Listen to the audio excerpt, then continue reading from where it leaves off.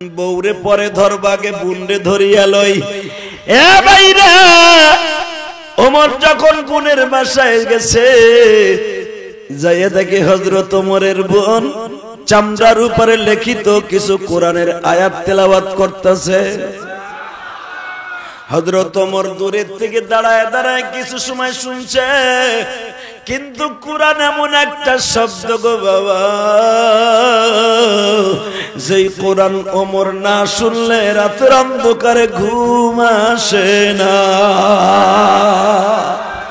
ওমর কোরআন শরীফ শুনতাছে, দাঁড়ায় দাঁড়ায় শুনতাছে। ওমরের বোন একটু আর চোখে তাকায় দেখলেন কে যেন দরজার কাছে দাঁড়িয়ে আছে। ভাইকে দেখি আর সুন্দর মেজাজে পড়তাছে, মনে করছে আমার ভাই বুঝি শুনে পাগল হয়ে যাবে। ও বাজাল মাত্র কয়েকটা আয়াত সূরা তহার তেলাওয়াত করছে, ওমর পিছনের থেকে এসে বোন জামাইরে লাথি মারছে। বাবা, বোন জামাই খাটের নিচে পালিয়েছে। ওমরের ছোট্ট বোনটা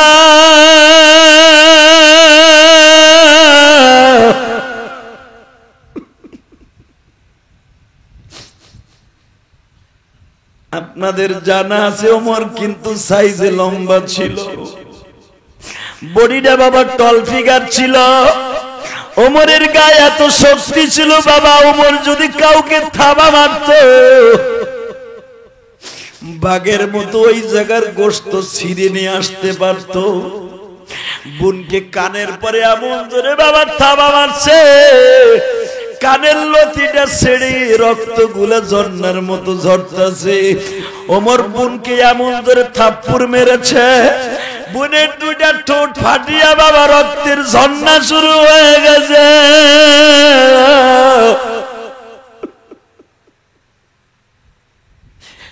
ওমরের বোন মনে মনে ভাবলেন, আমার ভাই আমার মারতাছে ঠিকই, আমার রক্ত দেখে আমার মায়া লাগবে।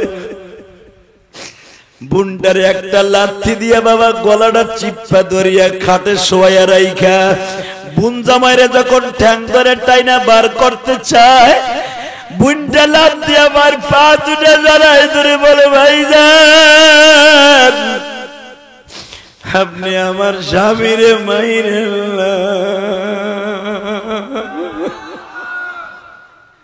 এ ভাইজান রে,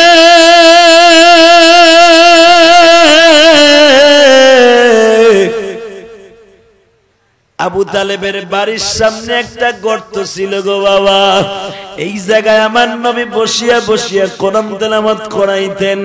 হযরত ওমর বাহাদুরের মতো দাঙ্গা তরবারি নিয়ে দৌড় শুরু করলেন। হযরতে আব্বাস তখনও তো কালেমা পড়ে নাই গো বাবা, কিন্তু ভাতিজার দিকে কেউ একবার তাকাইলে ওই বেঈমান রে কখনো নিজ হাতে ছেড়ে দিত না। এ মুসলমান ভাইরা রে, আব্বাসের জানা ছিল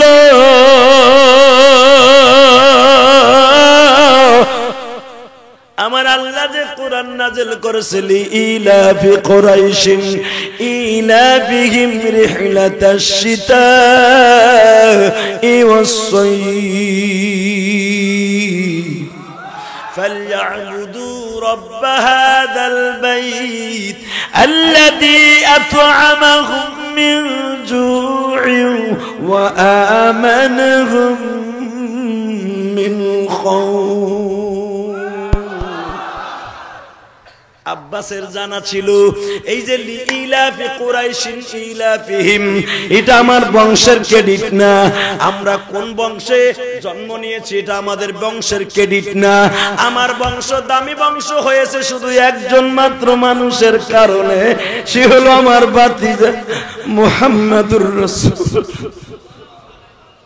এটা আব্বাস রাদিয়াল্লাহু তাআলা আনহু জানতো, কিন্তু বাবা সম্মানের কারণে এখনো কালেমা পড়ে নাই।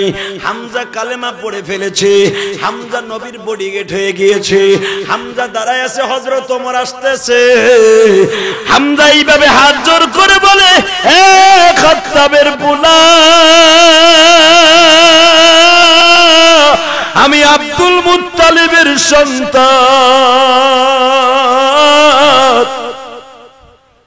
তোর চাইতে আমি অনেক সিনিয়র রে ওমর, তোর বাবা আমারে ভালো করে চিনে।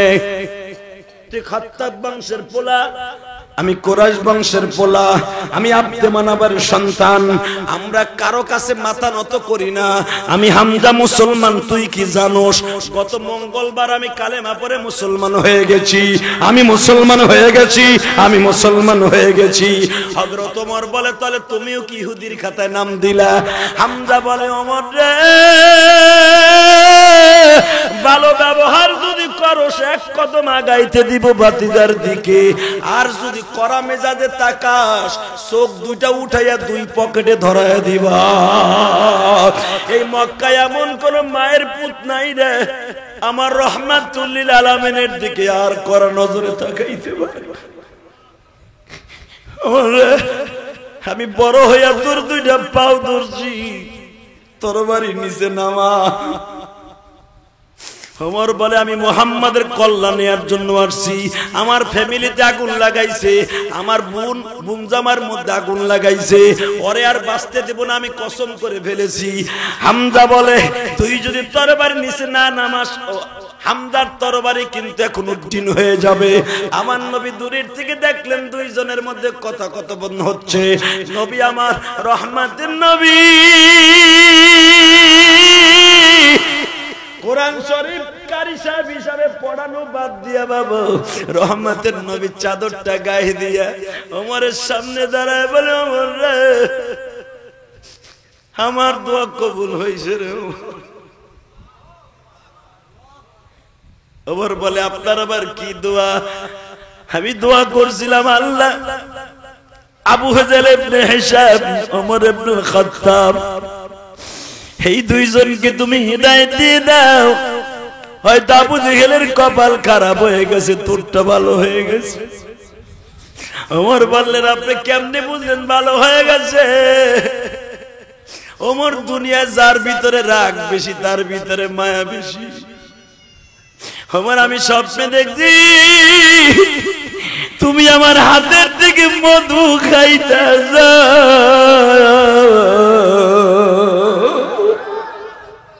খবর একটা দৌড় দিয়া দরবারে নবীর কদমে রাইখা কই, আমার জীবনে কেন আমি আগে আপনার দিকে রহমতের নজরে তাকাইলাম না? নবী গো, তাহলে কি আর এত বড় বিয়াদবমূলক কথা আমি ইউজ করতাম? নবী আমার জানাজা যার কোরআন ওমর না শুই না বিছানায় ঘুমাইতে যায় না,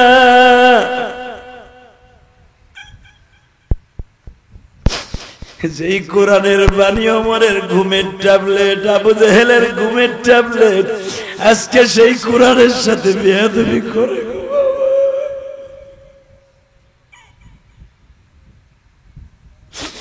وننزل من القرآن ما هو وشفاء। কোরআন হলো সর্বময়, সমস্ত রোগের ঔষধ। আমার আল্লাহ কোরআনে ঘোষণা করলেন, নাহনু নাযালনা যিকরা ওয়া ইন্না লাহু লাহাফিজুন। বাজান, এখন দুই ফোঁটা পানি দেখো আসে কিনা বাবা। ও কোটালীপাড়ার যুবক রে, ইলিয়াসুর রহমান জিহাদি তোমার বন্ধু,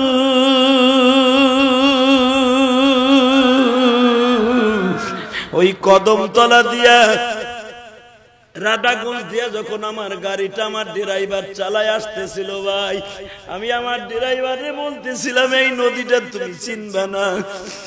আজ থেকে 2 যুগ আগে আবার জনম দুঃখিনী মা বলছিল, ইলিয়াস কোটালীপাড়া যাও গো বাবা, যাও আলেম হয়ে আইসা,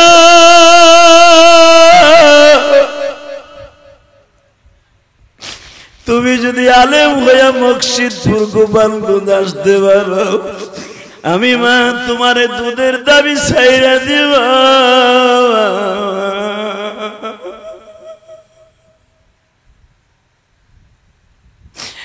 কোথায় গেল আমার জনম দুঃখিনী মা?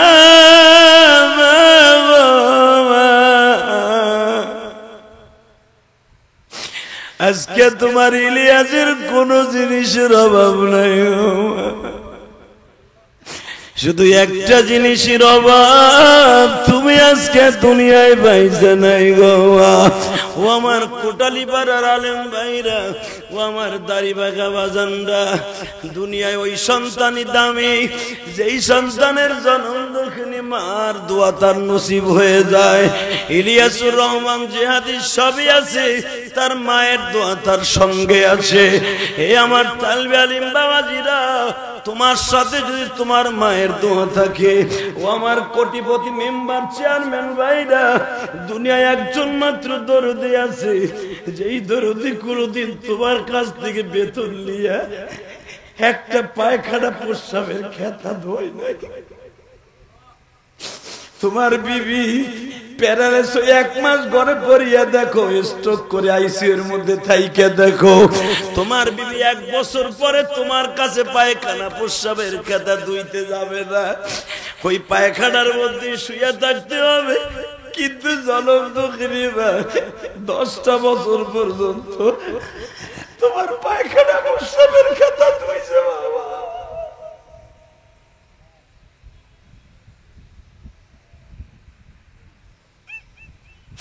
হলে দেখো আমার ভাইরা কাঁদে,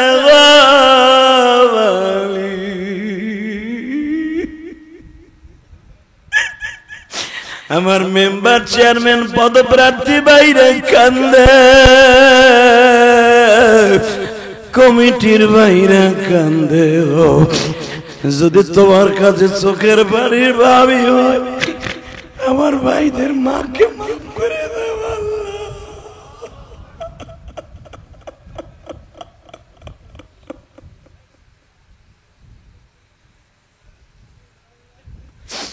ভাইজান, তোমার চোখের পানির খাতিরে যদি তোমার মায়ের কবর আযাব মাফ হয়ে যায়, তুমিও আর আমিও তো একদিন কবরে এতিম হয়ে পড়ে থাকবো। তোমার সন্তানও একদিন এরকম মাঠে বয়ে কানবো। ইলিয়াসুর রহমান জিহাদি প্রতিটা রাত্রে কাঁদে গো বাবা। আসসালামু আলাইকুম ওয়া রাহমাতুল্লাহি ওয়া বারাকাতুহু। আলহামদুলিল্লাহ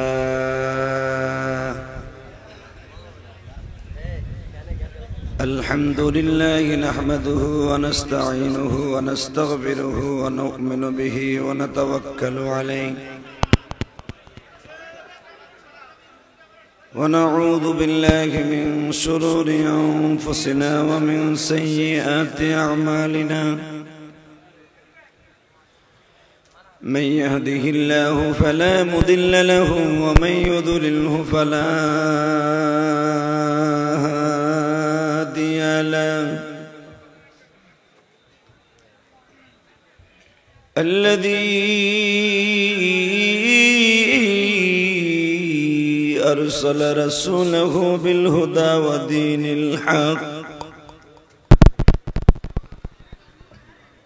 ودين الحق ليظهره على الدين كله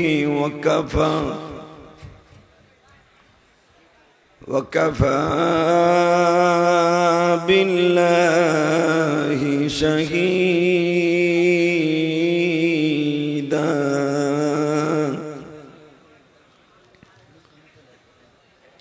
أما بعد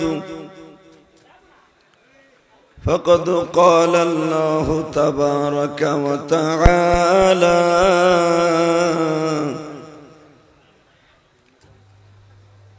فأعوذ بالله من الشيطان الرجيم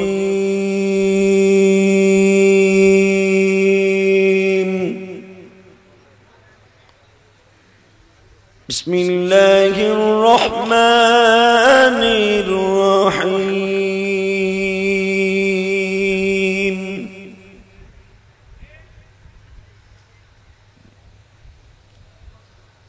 ولا تجعل يدك مغلولة إلى عنقك ولا تبسطها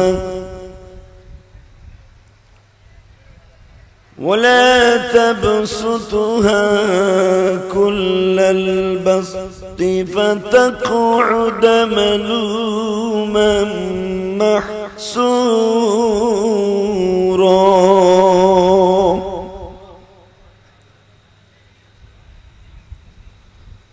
وقال الله تبارك وتعالى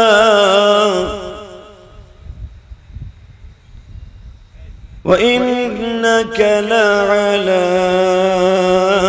خلق عظيم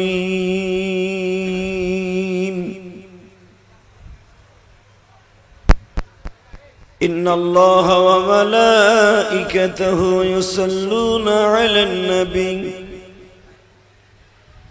يا أيها الذين آمنوا صلوا عليه وسلموا تسليما اللهم صل على محمد وعلى آل محمد كما صليت على إبراهيم وعلى آل إبراهيم إنك حميد مجيد নামাজ পড়লে কে খুশি হয়? এই সাউন্ড বাড়াও। নামাজ পড়লে কে খুশি হয়? যাকাত দিলে কে খুশি হয়? রমজান মাসে রোজা রাখলে কে খুশি হয়? আর একটা কাজ করলে আল্লাহ আল্লাহ রাসূল দুজন খুশি হয়। দুরূদ শরীফ পড়লে। দুরূদ এমন একটা ইবাদত, এমন একটা ফজিলতপূর্ণ কাজ, কেউ যদি দুরূদ দিয়া এই জবানকে পবিত্র রাখে, সে হাসতে হাসতে বিশ্বনবীকে দেখতে পারবে। পৃথিবীর কোন দোয়া দুরূদ ছাড়া আসমানে যাবে না, দুরূদ পড়তেই হবে। যদিও দুরূদ পড়া নামাজের ভিতরে মুস্তাহসান সুন্নাত, কিন্তু দুরূদ ছাড়া নামাজ আসমানে যাবে না। দুরূদের এত তেজ, এত দাম। মেরে ভাই দোস্ত বুজুর্গ, দুরূদের যদি এত দাম হয়, না জানি আমার ওই নবী কত দামি। কথা ঠিক না বেঠিক? জোরে বলেন, আরো জোরে। আমি আলোচনা যত সময় করব, আপনি থাকবেন না ভাগবেন? সবাই থাকবেন ইনশাআল্লাহ, বলেন তো। দেখবেন দুনিয়ার নিয়ম আছে, যখন কোন মানুষ ভালো কাজের জন্য অগ্রসর হয়, আল্লাহ তার একটা কাজের বদলা 10টা দিয়ে দেয়। যদি কোন মানুষ খারাপ কাজের জন্য অগ্রসর হয়, ওই কাজটা করার আগ পর্যন্ত তার কোনো গুনাহ হয় না। আল্লাহু আকবার বলেন তো। তাহলে আপনারা যারা ওয়াজ শুনতে আসছেন, আমি জানি আপনারা খুব ভালো মানুষ। আর এই কোটালীপাড়ার জমিন এত উর্বর জমিন, যেই জমিনে আল্লামা শামসুল হক ফরিদপুরি এখানে ঘুরছেন, যার কদম লেগেছে। কথা ঠিক না ঠিক? আরো জোরে বলতে হবে, আরো জোরে বলতে হবে। মুসলমানের পোলা আজকে ইসলাম নিয়ে কত বন্ডামি করতেছে, যার যা খুশি তাই করে, যার যা খুশি তাই বলে। কেউ বলে সংবিধানে ইসলাম রাখবেই না, কেউ বলে হুজুরে উল্টা পাল্টা দিলে, ফতোয়া দিলে দাড়িগুলো চাইছিলাম। আরে মৌলা রে, কি একটা বাপ দাদার সম্পদ দাড়ি, কথা কর না কেন? কিন্তু মনে রাখতে হবে, যে যে রঙের কথাই বলেন না কেন, এই দুনিয়া ছেড়ে যেতেই হবে। বাবা শুধু দুইটা পাও ধরে বলে দিয়ে যায়, ইলিয়াস রহমান জিহাদি প্রতি মাসে মাসে আপনাদের এলাকায় আসবে না। হয়তো আজকে যারা আমার সামনে বসে আছেন, আগামী বছর হয়তো আমি আসবো, আপনি থাকবেন না। হয়তো বা আমি আসবো না, আপনি ঠিকই আসবেন। এই দুনিয়ায় বাহাদুরি দেখায় কোনো লাভ নাই। এই দুনিয়ায় যারাই আল্লাহ আল্লাহ রসুলের সাথে লড়ছে, ওরাই মরছে। কথা বল না কেন? আপনাকে মন খারাপ, বাড়িতে গ্যাঞ্জাম হয়েছে, কিন্তু সদা সর্বদা ঈমানকে তাজা রাখার জন্য একটা আওয়াজ দিতে হবে, যে আওয়াজটা যতদিন পর্যন্ত জমিনে থাকবে, বেঈমানগুলা মুসলমানকে বাঘের মতো ডরাবে। হযরত ওমর ইবনে খাত্তাব যখন ইসলাম কবুল করে ফেলেছেন, ওমর যদি রাস্তা দিয়ে হাঁটতো, শয়তান ওই রাস্তায় যাইতো না। সুবহানাল্লাহ, বোর কোলের মধ্যে হইয়া হইয়া কইয়া। আবার বলছি, ওমর যেদিন ইসলাম কবুল করলেন, শয়তান ওমরের রাস্তা দিয়ে হাঁটতো না। হালাকি এই শয়তান ওমর রে চালাইতো। এর দ্বারা কি বুঝলেন? এর দ্বারা উদ্দেশ্য এটা, যখন ইমানের নূর কারো অন্তরে ঢুকে যায়, তার থেকে শয়তান 500 মাইল দূরে চলে যায়। বাজান রে, এই ওমরের কথা আপনারা জানেন? এই ওমরের কথা আপনি জানেন? ওমর বিশ্বনবীর কল্যাণ আনার জন্য নিজে তরবারি নিয়ে ঘুরছে মক্কায়। সেই ওমর যাকে জানোয়ারের চাইতে খারাপ বলা হইতো, ওমর প্রতিদিন সকালবেলা কাবাঘরের সামনে দাঁড়ায় এক একটা মান্নত মানত। মুসলমানরা যে যত জোর আজকে মারবে, তারা আমি এটা পুরস্কার দিব। নাউজুবিল্লাহ বললেন না? আজকে একটা পালা হয়ে গেল।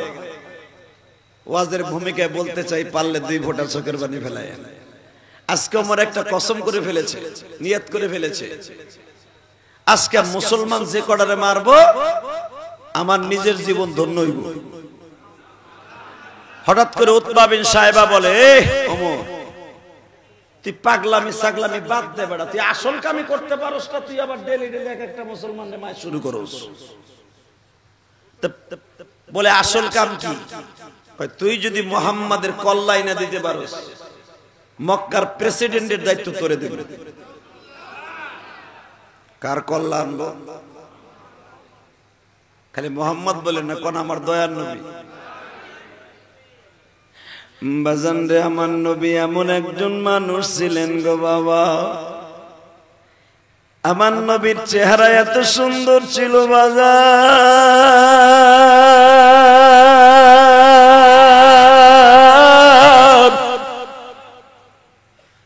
কোন অন্ধকার রাত্রে যদি নবী বসে থাকতেন, কোন বাতির প্রয়োজন হইত না। আমার নবী যদি বাজান কোন অন্ধকার ঘরে বসে থাকতো, এইরকম চার্জার লাইটের মতো জ্বলতো। মা আয়েশা সিদ্দিকা বলেন, আমি রাতের অন্ধকারে তৈল থাকতো না, চাঁদের আলো দিয়ে আমি মাঝে মাঝে খাতা সেলাই করতাম, রুমাল সেলাই করতাম। আমার হাতের থেকে স্লিপ করিয়া সুইচটা পড়িয়া যাইত, সুইটা হাত দিয়া টোকায়া টোকায়া তালাশ করতাম, পাইতাম না। আমি আয়েশা অপেক্ষায় থাকতাম, আমার এতিম নবী কখন আমার ঘরে আসবে।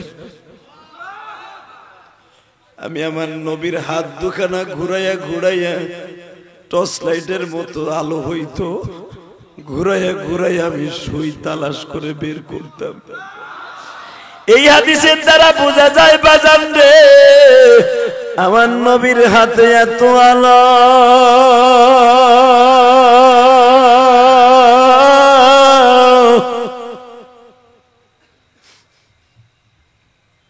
পৃথিবীতে এত আলো কোন নবীর শরীরে ছিল না। আজকে ওমর কসম করে ফেলেছে, নবীর কল্লা উড়াইয়াই দিবে। নাউজুবিল্লাহ, যে যত জোরে বলবেন, অন্তত আমি সাক্ষী, বেঈমান হয়ে মরবেন না।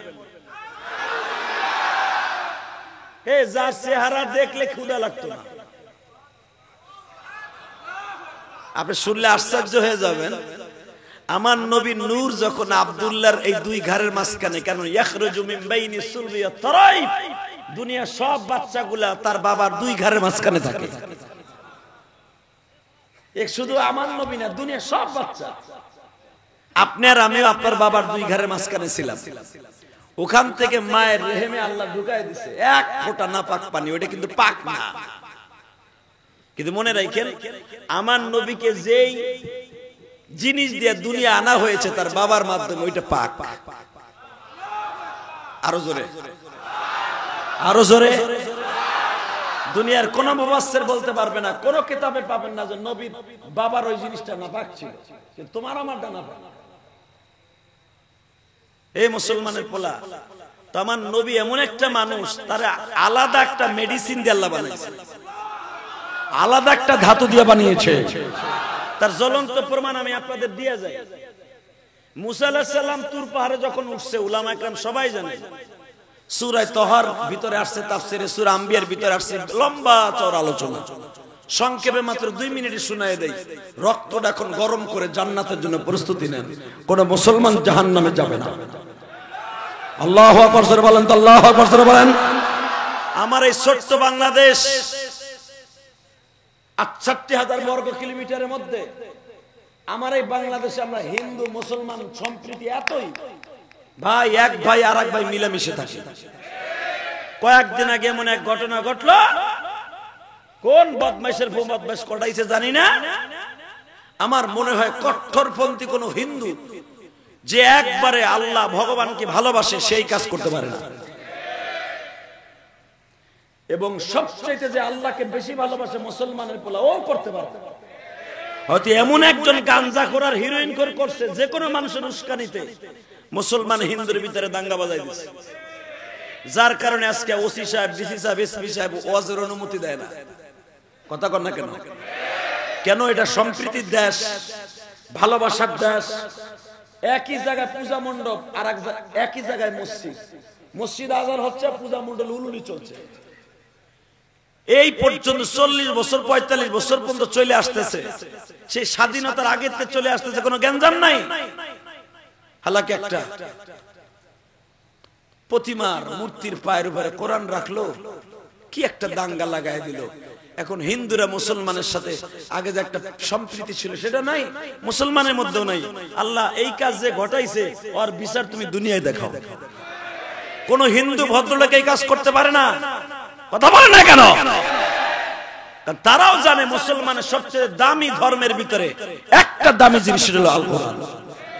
এই কোরআনের জন্য তার বিশ্বনবী দাঁত ভেঙেছে, এই কোরআনের জন্য তার নবী মাইর খেয়েছে, এটা মুসলমানরা হিন্দুরা জানে। কিন্তু দুঃখের বিষয়, আজকে আমার সোনার দেশটারে এমন অগ্রিগিরির মতো বানায় দিল। শুধু আপনাদের খেদমত আরজ করতে চাই, এই মারামারি পাটাপাটি, মসজিদ ভাঙ্গা, গির্জা ভাঙ্গা, হিন্দুদের পূজা মণ্ডপ ভাঙ্গা, এটা ইসলামের কোথাও নাই। কথা বলেন না কেন? আপনাকে কোটালিপাড়ার কিতাবে আছে, পারলে দেখে না। মানে আমার নবী এমন একজন সম্প্রীতিওয়ালা নবী, এত প্রাণপ্রিয় নবী, আমার বিশ্ব নবীর মদিনায় হিন্দুরা বিশ্ব নবীরে, কারণ রসুলের দেশটা তো অন্য জগতের একটা দেশ ছিল, যেই জগতের মানুষ নিজের মাইয়ারে নিজে পাড়ায় ধরে জীবিত দাফন করে দিত।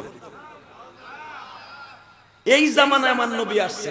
আমার এই জামানায় তেমন নাই যে নিজের বাতিজিরে নিজের মাইয়ারে পাড়ায় ধরে বাবা জবাই দেয়, এমন সিস্টেম আছে। তাহলে বোঝা গেল আমার এই দেশটা সোনার দেশ। এইটাকে যে দাঙ্গা লাগাবে, অবশ্যই ওর জন্মের মধ্যে ভেজাল আছে। কষ্ট হইতেছে আপনাদের? তাকান আমার দিকে, তাকায় থাকবেন। হতে পারে আলেম ওলামার চেহারা দেখার খাতিরে আল্লাহ আপনাকে মাফ করে দিবে। আল্লাহু আকবার জোরে বলেন তো, আল্লাহু আকবার আরো জোরে বলতে হবে। এবার যান, আমার নবীর একটা গুণের কথা আপনাদেরকে বলি। আমার নবী কিছু একটা পবিত্র ধাতু দিয়ে আল্লাহ বানাইলেন। 2 ঘরের মাঝখানে বাবা ছিলেন, এখান থেকে কপালে চলে আসলেন।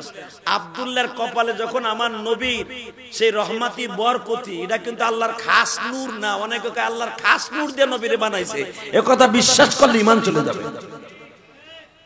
আমার নবীর স্পেশালিস্ট একটা বরকতি রহমাতি নূর, যেটা আব্দুল্লাহর কপালে যখন বিরাজ করতেছিল, এই রবিউল আউয়াল মাসে আমার নবী দুনিয়া আসছে। মনে রাখবেন, এই নূরটা যখন কপালে চমকাইতেছিল, মক্কার প্রতিটা ঘরে ঘরে আব্দুল্লাহকে নিয়ে আলোচনা হইতো।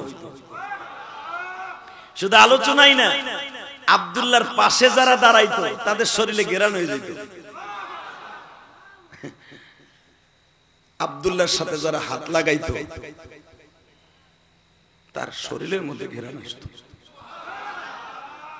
আমেনার শরীরের সাথে, আমেনার ওড়নার সাথে যদি কারো শরীর লাগতো, পুরাটা দিন তার শরীরে ঘেরান আসতো। বাজান রে, এত বরকতপূর্ণ নবী আমার। যুবক ভাইরা,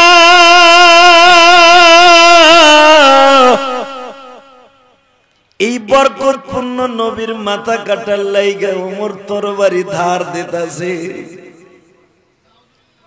হঠাৎ করে কে জানো তার কানে কানে বলে, ওমর রে, মাতবাড়ি বাটপারি সেটারি বাদ দে, কে তোর নিজের ঘর ঠিক কর। আমার ঘর ঠিক মানে, আরে বেটা, আমি 100% শিওর দিতে পারি তুই যেই বউর কোলে ঘুমায় থাকস ওই বউও মুসলমান।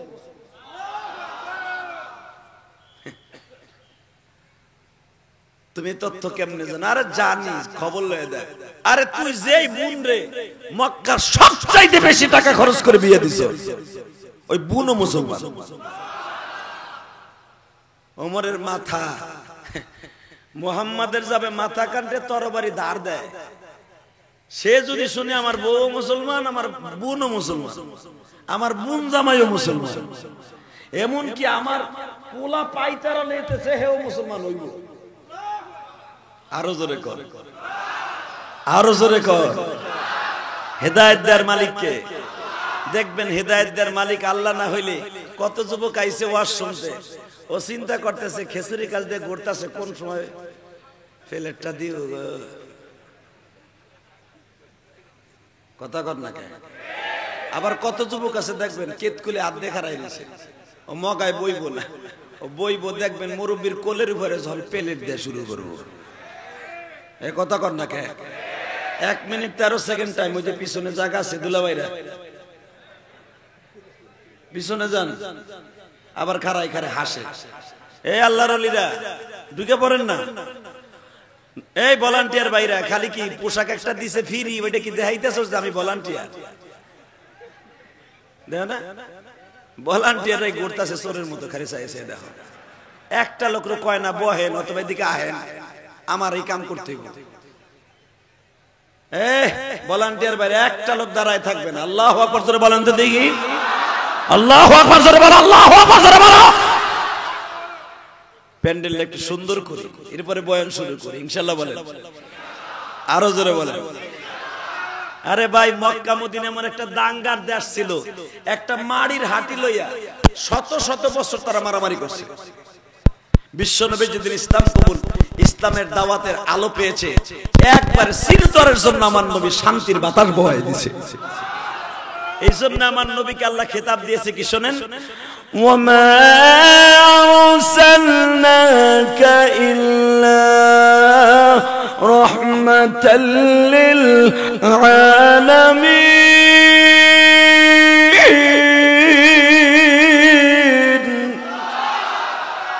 এ মাইকেলা, তোমার আমি বলছিলাম কিন্তু এইভাবে মাইক দিতে, এত কষ্ট করে ওয়াজ করা যায় না। তোমার ওয়াজ আজকে শেষ, আমার ওয়াজ প্রতিদিন শুরু। তোমার পিছনে তো মাইক লাগাইতে গেছিলাম।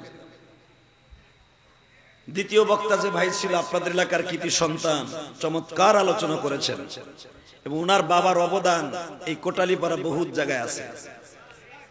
কথা বলেন না কেন? ওনার বাবা একজন বুজুর্গ মানুষ। বুজুর্গ না হলে বাড়ি গাড়ি করার আগেই সে মাদ্রাসা করছে, ঠিক না বেটা? ইমদাদুল হক মাওলানা সাহেব চিনে না কোটালীপাড়া কেন? বাংলাদেশে এমন কোন জায়গা নাই। কি মিথ্যা বলেছি? হ্যাঁ, আমি আমার জীবনের প্রথম মাদ্রাসা কিন্তু এই কোটালীপাড়া। আমি আজকে ইলিয়াসুর রহমান জিহাদি এমন একটা সময় আপনাদের এই কোটালীপাড়া আসছিলাম, যে সময় ইলিয়াসুর রহমান জিহাদি দূরের কথা 100 গ্রাম কেরাসিন তেল কিনে পড়ার মতো তৌফিক আমার ছিল না। আজকে আমি আপনাদের দোয়ার বাদৌলতে 5 কোটি টাকা নিজের অ্যাকাউন্টের 5 কোটি টাকা খরচ করে আল্লাহর ঘর মসজিদ করতেছি। স্বাধীনতার পরে বাংলাদেশের কোন বক্তা আজ পর্যন্ত নিজে জায়গা কিনা নিজের অর্থায়নে ঢাকা শহরে মসজিদ করে নাই, ইল্লা আনা, আমি ছাড়া। আল্লামা শামসুল হক ফরিদপুরি জায়গা কিনে দিয়েছেন, জায়গা দান করে দিয়েছেন, আল্লাহর কুতুব উঠাইছেন, মানুষকে ধরে ধরে উঠাইছেন। কিন্তু আমি নিজেকে আল্লাহ শুকরানা আদায় করি যে আল্লাহ পাক আমাকে দিয়ে, আমি গুনাহগারের মতো একটা লোকরে 1,20,00,000 টাকা দিয়ে একটা মসজিদের জায়গা কিনাইয়া অক্ষ করে দিয়েছি। এই তো ঢাকা কদমতলী বাবুবাজার ব্রিজের গড়ে। শুধু আপনাদের খেদমতে আরজ করতে চাই, কেন বলছে এই কথাটা জানেন? যদি আমার জীবনে এই মসজিদটা রেলগাড়ি হয়, এই মসজিদটার মতো, মান বানা লিল্লাহি মাসজিদান বানাল্লাহু লাহু বাইতান ফিল জান্নাহ, এই জান্নাতের এই ঘরটা যেরকম জান্নাতের রেলগাড়ি হবে, আপনার আমি হব প্যাসেঞ্জার, ঠিক আমার রক্ত পানি করা পয়সায় নির্মিত মসজিদও হবে জান্নাতের রেলগাড়ি। এখানে যারা দোয়াও করবেন, আর প্রথম যদি কেউ যায়, এই কোটালীপাড়ার লোক আগে যাবে, কারণ এই কোটালীপাড়াই ছিল আমার জীবনের প্রথম এই রেলগাড়ি বানাবার কারিগরের ভিতরে। মসজিদ মাদ্রাসা বানাবার জন্য আলেম হওয়া দরকার। দেখবেন যারা বড় বড় শিক্ষাবিদ দার্শনিক আছে, এরা প্রথম নজর দেয় স্কুল কলেজের দিকে, একটা স্কুল করবে। আর আলেম ওলামার নজরে ইমদাদুল হক মাওলানা সাহেব, তার নজর ছিল মাদ্রাসা করবে, মাদ্রাসা করে দেখাই দিয়ে গেছে। আলেম ওলামার নজর শুধু মাদ্রাসার দিকে, আলেম ওলামার নজর শুধু মসজিদের দিকে। কথা ঠিক বলছি না বে ঠিক বলছি? এই জন্য আলেম ওলামার টাকা হইলে আপনারা তাদেরকে বেশি সহযোগিতা করবেন ইনশাআল্লাহ, বলেন। আজকে আমার আগে যিনি ওয়াজ করেছেন আমি খুব সুন্দর শুনেছি, মাসদুকুর রহমান আপনাদের এলাকার কৃতি সন্তান, যদিও আলোচনা করেছেন অনেক সুন্দর। তখন দেখছি পোলাপান ঘোরাফেরা করে খিচুড়ির কাজ দিয়া, এখনো গড়ে প্রধান বক্তা সবাই গড়ে, তাহলে বোঝা গেল এরা ওয়াজ শুনতে হয় নাই, ওইটার লোভী হয়েছে। কথা কর না কেন? ওই আল্লাহর ওলিকে দুইটা পায়ে হাত দিয়ে বলবে, ইলিয়াস রহমান যদি সারা রাত ওয়াজ করবে না, তোমারে নিয়ে আখিরে মুনাজাত করার আগে একটাই আমার দাবি থাকবে, তুমি আমার এই মাজমায় বসে পড়ো, এই মাহারা ইলিয়াসুর রহমান জিহাদির সাথে একটা চিৎকার দিয়ে দেখো, হযরত ওমরের জিন্দেগি যদি পাল্টে যেতে পারে, জানোয়ারের জিন্দেগি থেকে যদি আনোয়ারের জিন্দেগি আসতে পারে, তুমি মুসলমানের ঘরে জন্ম নিছো, ওমর ইহুদির ঘরে জন্ম নিছে, ওমর যদি আনোয়ার হতে পারে, তুমি মুসলমানের ঘরে জন্ম নিয়া তুমি আনোয়ার হয়ে যেতে পারো। কথা ঠিক না বেঠে? আজকে মুসলমান মার খায়, পদদলিত নিষ্পেষিত কত মার খায় মুসলমান। কেন মার খাবে? মুসলমান তো মার খাওয়া জাতি না, মুসলমান মাইর দিয়া জাতি। কথা বলে না কেন? আরো জোরে বলতে হবে, মুসলমানের পোলা দীপ্তকান্তা আওয়াজ দিয়ে দেখায় দাও।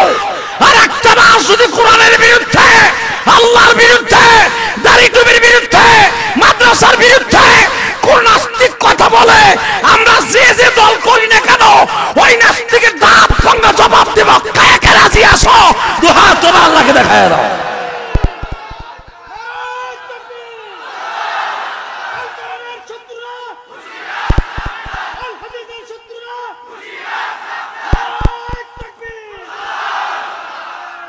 তাকবীর দিতে কষ্ট লাগে?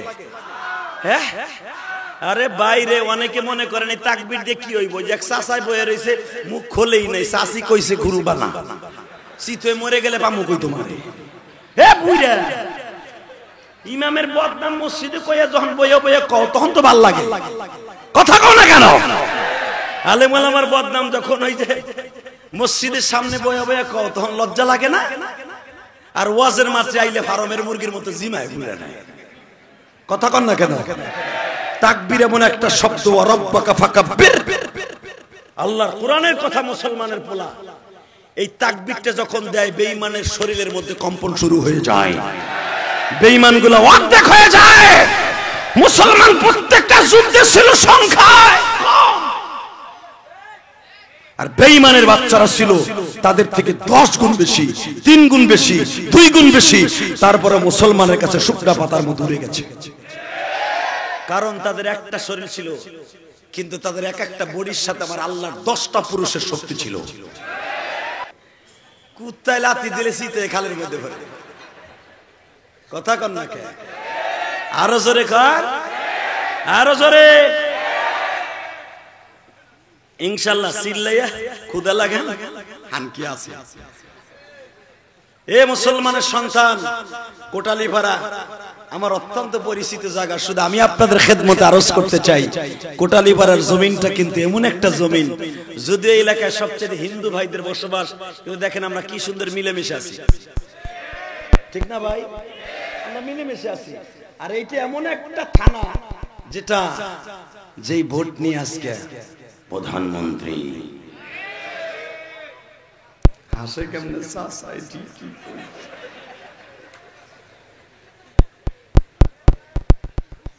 এ মুসলমানের পোলা হাসার কি হইল? মানে প্রধানমন্ত্রী আমার এই গোপালগঞ্জের ভিতরে ওই সে কিন্তু আমার মুর্শিদপুরের ভোট নিয়ে এসে এমপি না, প্রধানমন্ত্রী না, আপনার এই কোটালীপাড়ার ভোট নিয়ে, টুঙ্গিপাড়ার ভোট নিয়ে আজকে এমপি হয়ে এখন সে প্রধানমন্ত্রী। তাহলে আপনার কাছে দামি আর কি আছে? বগল বাইরাবেন আর টুনটুনি বাজাবেন।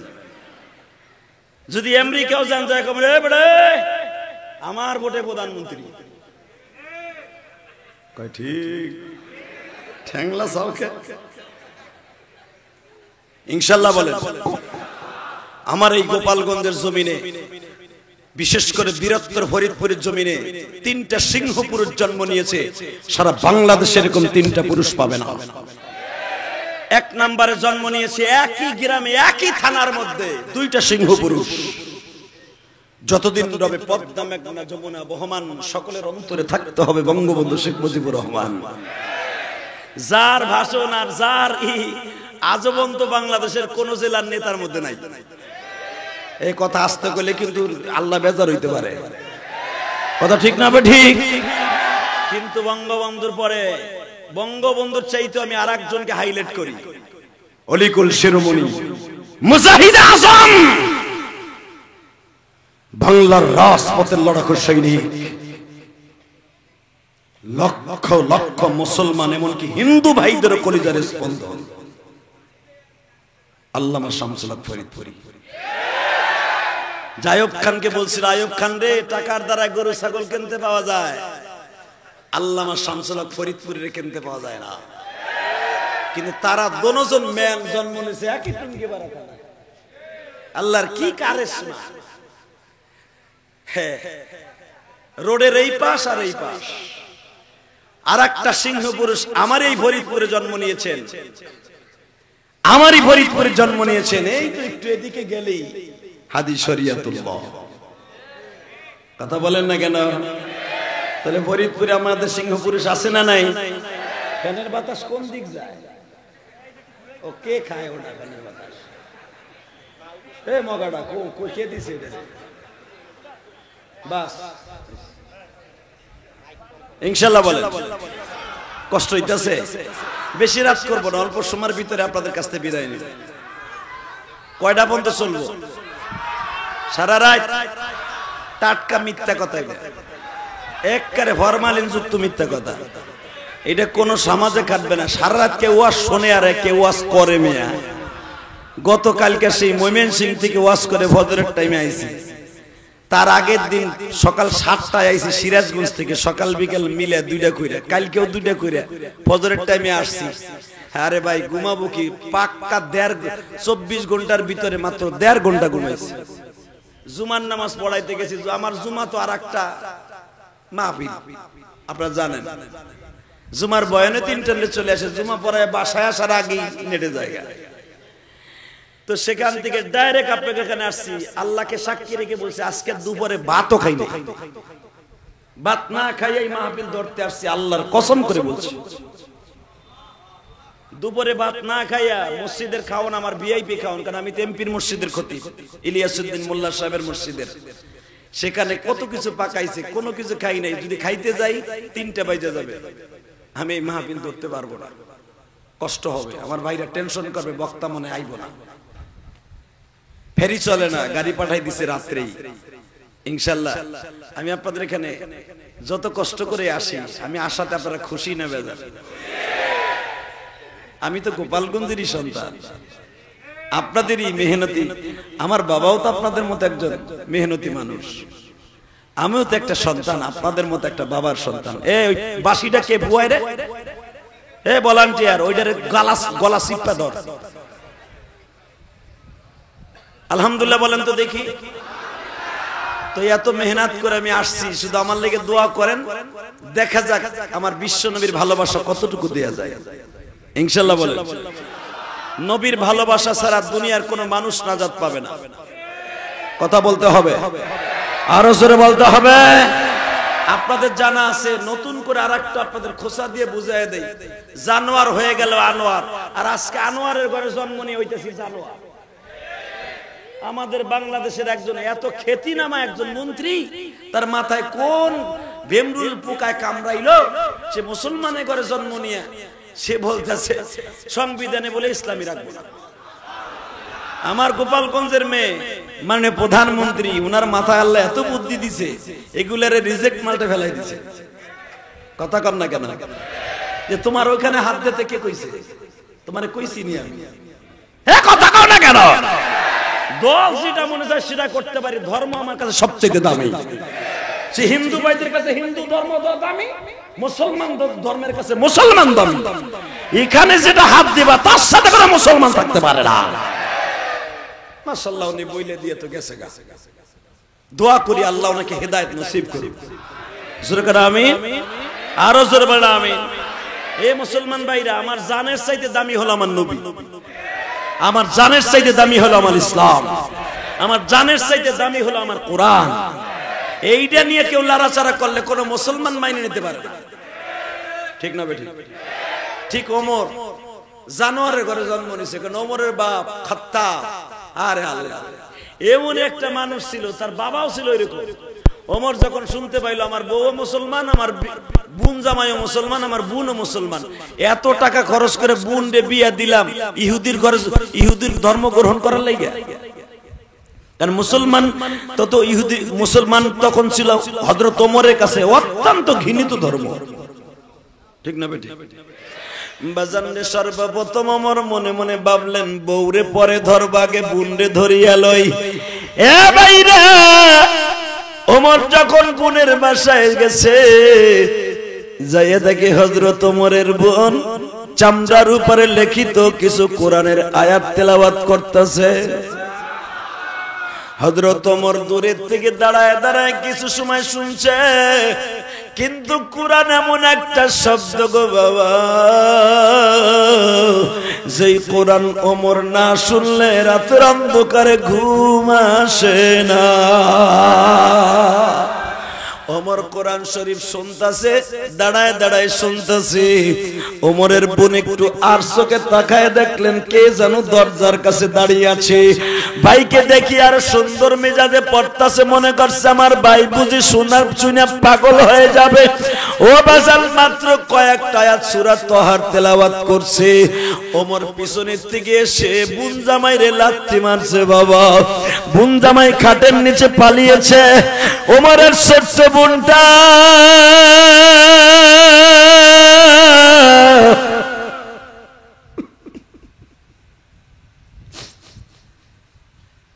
আপনাদের জানা আছে, ওমর কিন্তু সাইজে লম্বা ছিল, বডিটা বাবা টল ফিগার ছিল। ওমরের গায়ে এত শক্তি ছিল বাবা, ওমর যদি কাউকে থাবা মারত, বাঘের মতো ওই জায়গার গোশত ছিঁড়ে নিয়ে আসতে পারত।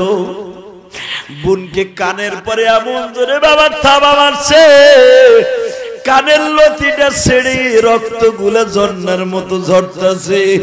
ওমর বোনকে এমন জোরে থাপ্পড় মেরেছে, বোনের দুইটা ঠোঁট ফাটিয়া বাবা রক্তের ঝর্ণা শুরু হয়ে গেছে।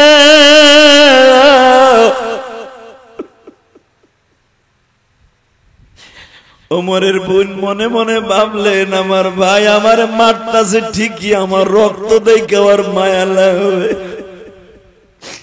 বোনটারে একটা লাথি দিয়া বাবা গলাটা চিপ্পা ধরিয়া খাটে শোয়া রাইখা, বোন জামাইরে যখন ঠ্যাং ধরে টাইনা বার করতে চায়, বোনটা লাথ দিয়া আমার পা দুটা জড়ায় ধরে বলে, ভাইজান আপনি আমার স্বামীরে মাইরেন না।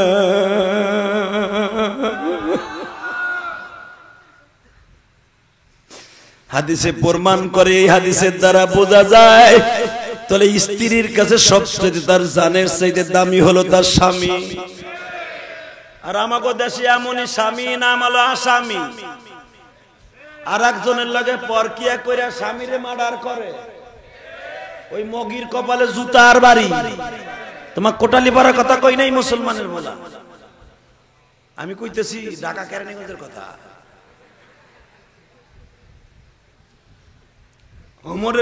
ওমরের বিবি ওমরকে ভালোবাসতো, ওমরের বোন তার স্বামীকে ভালোবাসতো। স্বামীর যখন জড়াই ধরে কান্দে, ওমর তো মাইট দিছে, এমন মাইট রে ভাই, প্রত্যেকটা তরবারি গাড়া দিয়ে এমন জোরে, পিতলের আছাড়ি তরবারি এত জোরে আঘাত করছে, প্রত্যেকটা বাড়িতে চামড়া গুলা ফেটে, জামা ভিজে, রক্তগুলা ছলছল করে বের হয়ে যাচ্ছে। বেহুশ হয়ে পড়ে গেছে, আবার ওমর ঠ্যাং ধরে আছাড় দিছে, এত বড় সাহস! আমি মুহাম্মাদের কল্লা কাটে তরবারি ধার দিচ্ছি, ইন দি মিন টাইমে আমার কানে খবর আসলো তোরা মুসলমান, আমি বাইসে থেকে লাভ নেই, আমি নিজের মরণ আমি নিজে মরবো, তোকে মারার করে। এই সমাজে আমি মুখ দেখাইতে পারবো না, আমার ফ্যামিলি ইহুদি হয়ে গেছে। ওমর এখন এইভাবে হাঁপাইতেছে, এদিকে আমার দিকে তাকান, চাতক পাখির মতো। ওমর একটা কাঠের জল চোখের বইয়ে হাঁপাইতেছে, মাইর দিছে, দুইজনটা মারছে, পরা মাইর, হাঁপাইতেছে। ওমরের বোন গাল বেয়ে ছলছল করে রক্ত পড়ছে, এটা আমার বাজানের বানানো কথা না। রক্ত দেখে ওমর একটু মায়া লাগছে, ছোট্ট বোনটা তো। ওমরের গায়ে চাদর ছিল, চাদর দিয়া মাথাটারে কাট করে এখানে শোয়াইয়া চাদর দিয়ে রক্তগুলা মোস্তাসার কইতেছে, তুই আমার কাছে না জেগে কেমনে মুহাম্মাদের এই বাজে ধর্মটা গ্রহণ করলি? এখন কামবেন। আজকে তোমার কাছে মুসলমানের দাম নাই, ইসলামের দাম নাই, তাই তোমার কাছে লাইক করো না। কিন্তু যাদের কাছে মুসলমানের দাম আছে, রক্তের বিনিময়ে তার ইসলামকে দুনিয়ায় টিকাই রাখতে চায়। ছোট্ট বোনটা কি কয় শুনবেন, এখন দুই ছোট পানি ছেড়ে দেন। অনেক ভাই আছে বোনটারে তার কলিজার সাথে বেশি ভালোবাসে। অনেক ভাই আছে বোনরে ঠগাইয়া বাবার সম্পদ গিরাস কইরা হেরা বড়লোক হয়ে গেছে। আছে না নাই? যেই ভাইরা বোনরে ঠগায় ওর মতো বিশ্ব বাটপার হারামি আর দুনিয়ায় নাই। এক নাম্বার হারামখোর যারা শরীক ঠগাইয়া বড়লোক হয়। এদিকে তাকান, এই বেটা তোমার সমস্যা কি? এই মুসলমানের পোলা। হযরত ওমর মনে মনে ভাবে, এত মাইট দিলাম, দেখি না একটু আদর করে দেখি। বুন্ডা শোন, তুই মুহাম্মাদের ধর্মটা ছেড়ে দে, বাদ দে, ইহুদি ধর্ম বাদ দে, আবার আমার ধর্মে আয়। ওমরের বোনটা এখন কি বলে আওয়াজ দিয়েন, ভাই জীবন দিব, ঈমান দিব না। জীবন দিব, জোরে জীবন দিব। ওমর কয় তলে আমার চাইতে জীবন বড় না ঈমান বড়? কয় ঈমান বড়। তুমি মারো। ওমর আবার মারছে। এবার আবার জিজ্ঞাসা, ক জীবন দিবি না ঈমান দিবি? কয় জীবন দিবি, ঈমান দিব না। আরে ওমর বলে এই তিনবার মারলাম, বেহুশ হইলি, এরপরে কর জীবন দেব, ঈমান দিব না। তোরে কিসে পাইছে তাই ক। তুই কি জানি পড়তেছিলি? কি সাইবার উপরে লেখা, ওইটা বাইর কর, ওইটা আমার কাছে দে, আমি পড়বো। ভাইজান, লা ইউমাসসুহু ইল্লাল মুতাহহারুন, এটা তুমি পড়তে চাইলেও পড়তে পারবা না, কারণ এটা আরবি রিডিং, আরবি লেখা আছে, পড়তে পারবা, কিন্তু এটা পড়তে হলে, ধরতে হলে ওযু করা লাগবে, গোসল করা লাগবে। ওমর বলে শোন, তাহলে তুই পড়, আমি একটু শুনি। এবার একটা আওয়াজ দিয়ে না, আরে কোরআন রে, আরে ইসলাম রে, আমার কাছে হাতের মাওয়া মনে হয়, তাদের কাছে কি ছিল তাই দে। ওমর বলে তাহলে তোর গোসলখানায় যাই আমি? কই যাও। রক্ত কিন্তু পড়তাছে। ওমরের বোন বলতাছে তুমি আসো, আমি পড়তাছি। ওমরের বোন ওই রক্ত গাল দিয়ে পড়ে আর কোরআন শরীফ পড়ে। বাজান রে, একবার রক্তের দিকে তাকায় আর একবার কোরআন শরীফের আওয়াজের দিকে তাকায়। এ বাজান, ওমর পাগল হইয়া দৌড়াইয়া বাড়িতে গেছে, বুন্ডে মাইরা বেহুশ করে আসি। আর একজন ইনফরমেশন দিল, তুইও বলে কালেমা পড়ছুস। ওমরের বিবি বলে এটা কি আজকে নতুন কথা নেই, আমি পরের মাই আমার গায়ে হাত দিবি, তোর হাত দুটো আমি ভেঙে ফেলাবো। নবী মুহাম্মাদের দিকে একবার তাকাবি, তোর ঘরে আগুন লাগাই চলে যাব। আল্লাহু আকবার জোরে বলতে হবে। ওমর কয়া যেই বউ আমারে বাক করে খাওয়া, হেও দিলে আমার বিরুদ্ধে। মুহাম্মাদের আজকাল নিস্তার নাই, আমার বোনও জাদু করছে, বোন জামাইরও করছে, আমার ঘরে আগুন লাগাইছে। বউরে মাইরা লাভ নাই, আগে মুহাম্মাদের মাইরা আসি। নাউজুবিল্লাহ, খালের ওইবার যায় কইও। হযরত ওমর কয় আগে ওইটারে ফিনিশ করেন। আপনারা জানা আছে, এটা নতুন কথা না, পুরান কথা। তরবারিটা ওমরের তরবারিটা ছিল এখনো সৌদি গভর্নমেন্ট জাদু করে রেখে দিয়েছে। আমি ইলিয়াস রহমান জিহাদি জীবনে বহুতবার ওমরের ব্যবহারিক তরবারিটা দেখেছি। সেই ওমরের খান্না নামে সেই তরবারি হযরত ওমর নাঙ্গা তরবারি নিয়ে, যেটার আসারি ছিল পিতলের, বাটটা ছিল স্বর্ণের। ওমরের তরবারির দুই ধারে ধারালো ছিল, এখনো আছে। ওমরের তরবারির সামনেখানা এরকম একটু ফাঁক আছে, এইভাবে বেঈমানগুলোর পেটে ঢুকাই দিয়ে টান দিয়ে ফেলাই দিয়ে দুই দিকে মেরে ফেলে দিত। হযরত ওমর এরকম বাহাদুর ছিল। হযরত ওমর এই দুই ধারে তরবারি, ধারালো তরবারি নিয়ে ছুটছে, পাগলের মতো ছুটছে। ছুটতে ছুটতে যায় দেখে আমার রহমতের নবী 27 থেকে 28 জন সাহাবীরে কোরআন শরীফ পড়াচ্ছে। ভাইজান, আমি জানি আপনার মা মরছে আপনি কান্দেন নাই, বাপ মরছে কান্দেন নাই। আমার নবীর কথা শুনে যদি আপনি কান্দেন না, কোনদিন আপনার এই চোখ দুইটা জাহান্নামে যাবে না। আমি কি বলতে চাইছিলাম যে আমার নবীর চেহারা কি তাই দেখে, চেহারায় কি আছে। ওমর কিন্তু এর আগে কোনদিন আমার নবীর চেহারার দিকে রহমতের নজরে তাকায় নাই। ওমর নবীর চেহারার দিকে দেখেই নাই, গিন্নে আগে দেখছে, নবুয়ত প্রাপ্তির পরে আর দেখে নাই। 3-4 বছর ধরে নবীর দিকে তাকায় না ওমর। বাজানরে যখন শুনতে পাইলেন এই গুহার মধ্যে জাবালে সাপা মারার মাঝখানে জাবালে রহমত যেটা বলা হয়, এ ভাইজান রে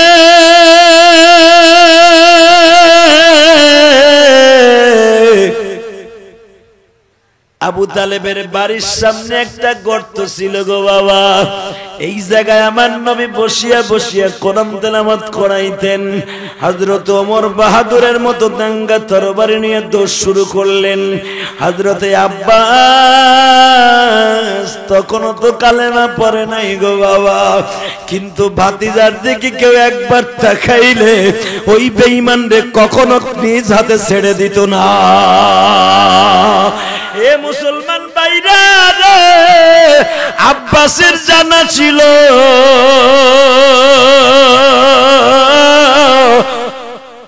আমার আল্লাহ যে কোরআন নাযিল করেছিল, ইলাফি কুরাইশিন ইলাফিহিম রিহলাতাশ শিতা'i ওয়াস-সাইফ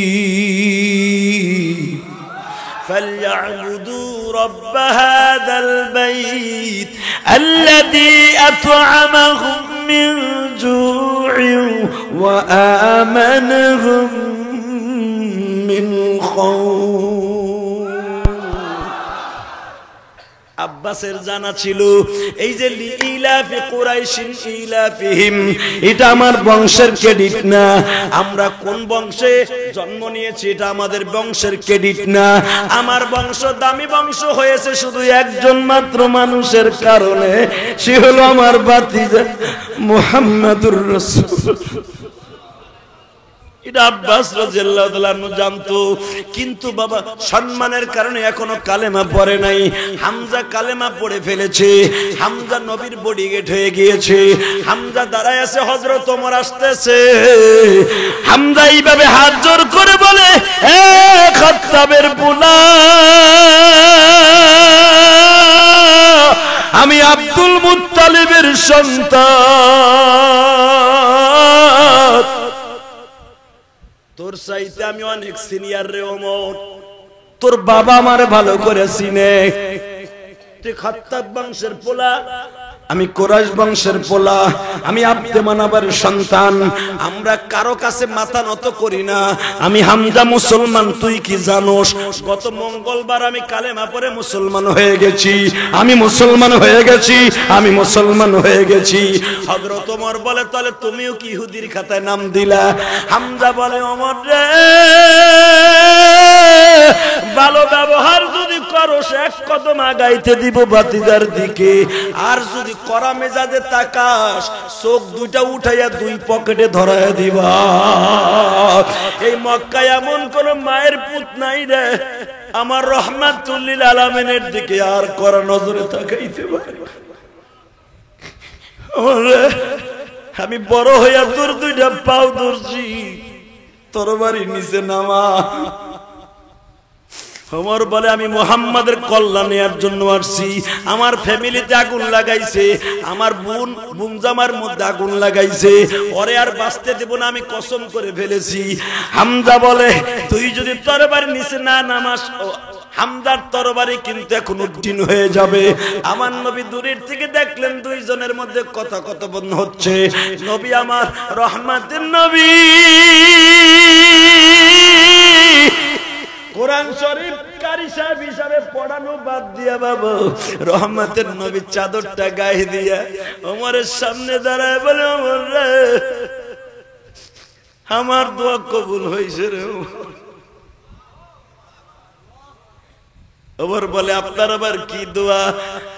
আমি দোয়া করছিলাম আল্লাহ আবু হেজেল ইবনে হিশাম, ওমর ইবনে খাত্তাব, এই দুইজনকে তুমি হিদায়াত দিয়ে দাও। হয়তো আবু জেহেলের কপাল খারাপ হয়ে গেছে, তোরটা ভালো হয়ে গেছে। ওমর বললেন আপনি কেমনে বুঝলেন ভালো হয়ে গেছে? ওমর দুনিয়া যার ভিতরে রাগ বেশি তার ভিতরে মায়া বেশি। ওমর আমি স্বপ্নে দেখছি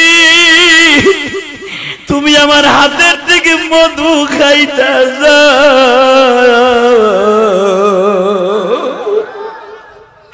ওমর একটা দৌড় দিয়া তরবারি নবীর কদমে রাইখা কই, আমার জীবনে কেন আমি আগে আপনার দিকে রহমতের নজরে তাকাইলাম না? নবী গো, তাহলে কি আর এত বড় বিয়াদবমূলক কথা আমি ইউজ করতাম? নবী আমার জানাজা যার কোরআন ওমর না শুই না বিছানায় ঘুমাইতে যায় না,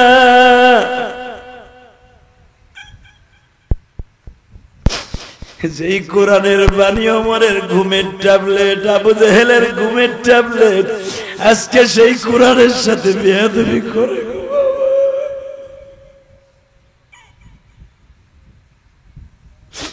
وننزل من القرآن ما هو وشفاء। কোরআন হলো সর্বময়, সমস্ত রোগের ঔষধ। আমার আল্লাহ কোরআনে ঘোষণা করলেন, নাহনু নাযালনা যিকরা ওয়া ইন্না লাহু লাহাফিজুন। বাজান এখন দুই ফোঁটা পানি দেখো আসে কিনা বাবা। ও কোটালি পাড়ার যুবক রে, ইলিয়াসুর রহমান জিহাদি তোমার বন্ধু,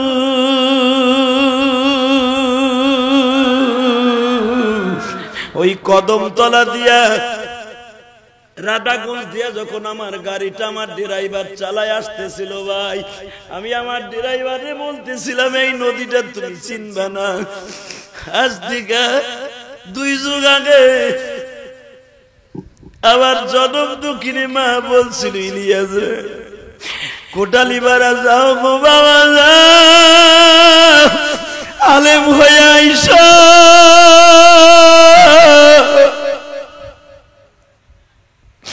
তুমি যদি আলেম হইয়া মকসিদপুর গোপালগঞ্জ আসতে পারো, আমি মা তোমারে দুধের দাবি ছাইরা দিব।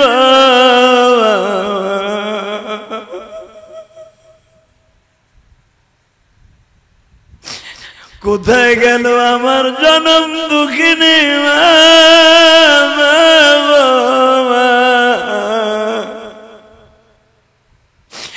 আজকে তোমার ইলিয়াসের কোন জিনিসের অভাব নাই, শুধু একটা জিনিসের অভাব, তুমি আজকে দুনিয়ায় পাইছে নাই গো। ও আমার কোটালিপাড়ার আলেম ভাইরা, ও আমার দাড়িবাঁধা বাজানরা, দুনিয়ায় ওই সন্তানই দামি যেই সন্তানের জন্ম দুঃখিনী মার দোয়া তার নসিব হয়ে যায়। ইলিয়াসুর রহমান জিহাদি সবই আছে, তার মায়ের দোয়া তার সঙ্গে আছে।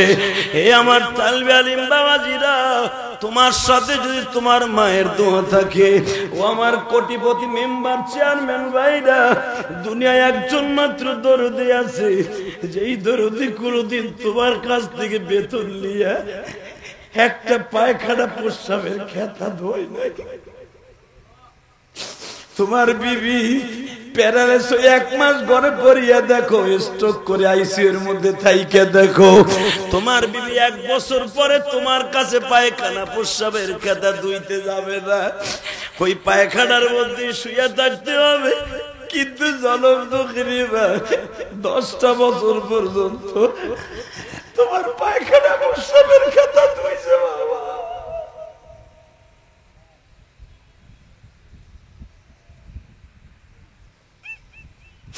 হলে দেখো আমার ভাইরা কাঁদে,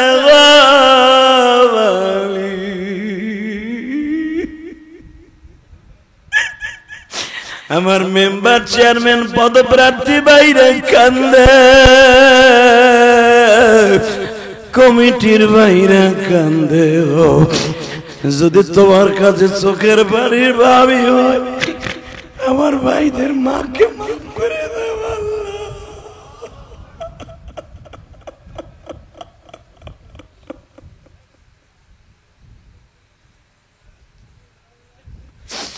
ভাইজান, তোমার চোখের পানির খাতিরে যদি তোমার মায়ের কবর আযাব মাফ হয়ে যায়, তুমিও আর আমিও তো একদিন কবরে এতিম হয়ে পড়ে থাকবো। তোমার সন্তানও একদিন এরকম মাঠে বয়ে কানবো। ইলিয়াসুর রহমান জিহাদি প্রতিটা রাত্রে কাঁদে গো বাবা।